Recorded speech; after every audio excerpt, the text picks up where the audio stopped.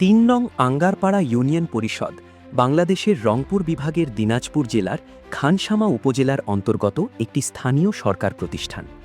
এই ইউনিয়ন পরিষদটি পাকেরহাট এলাকায় অবস্থিত, যেখানে চেয়ারম্যান হিসেবে দায়িত্ব পালন করছেন মোহাম্মদ গোলাম মোস্তফা। পাকেরহাটের বুক চিরে গড়ে ওঠা এই ইউনিয়ন পরিষদটি দীর্ঘকাল ধরে স্থানীয় জনগণের সেবা ও উন্নয়নের মূল কেন্দ্রবিন্দু হিসেবে কাজ করে যাচ্ছে।